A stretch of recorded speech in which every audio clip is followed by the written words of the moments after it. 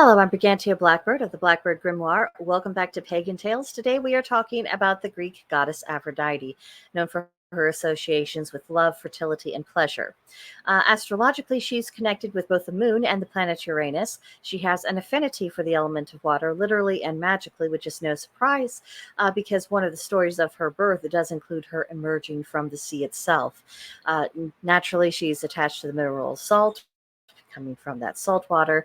And then with beautiful things from the sea, think pearls, scallops, anything of that general nature. I think even you could make an argument for coral, metal, copper, and the crystal, the rose quartz, sometimes called Aphrodite's tears. So let's talk about her tale of two births. In version one, the Titan Uranus has been mistreating his children terribly, and as a consequence, his wife Gaia and his son Kronos overthrew him.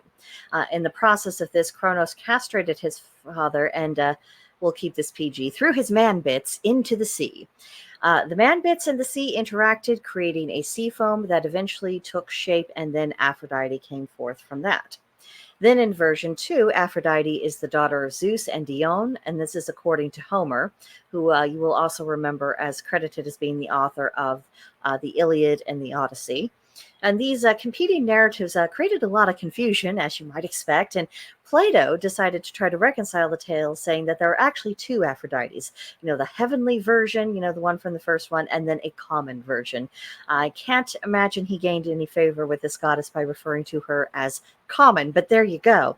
But one thing that I would like to point out about this is that I think it can be a great comfort to us in the modern day to know that the myths and the differing tales and I heard the story this way, I heard the story that way, that did confuse our ancient ancestors as well as they do us. So we are in good company, and they didn't have all of satisfying take it to court, this is absolutely the way that it is answers either, and they had to just manage with what information that they did have, which was not just what was received knowledge for them through their traditions, but also through their personal interactions and just what they reasoned out. So if they can do it, then we can do it too.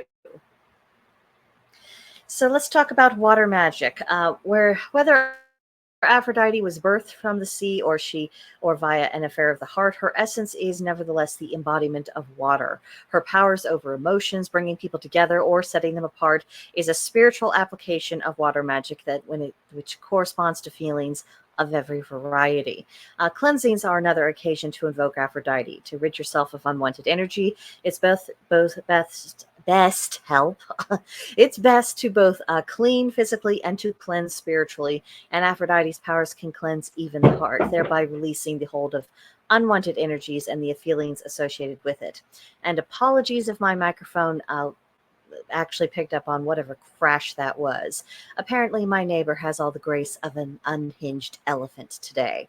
So, moving along, we can see that Aphrodite's link with the sea, and considering her a sea goddess, is not so much in the literal sense of the term. It's much more in a spiritual and a magical application, and it has to do with who she is as a being, rather than some overt powers over the sea itself.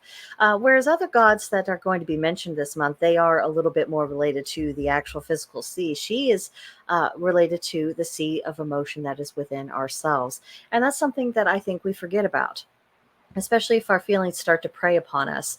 But we do have allies to help channel and sort out and cleanse out our emotions. And Aphrodite is one of those deities who will have insight into that process. So if you can make a good, healthy connection with her, and you are wanting to do this kind of work, that is an avenue that is very much open to you.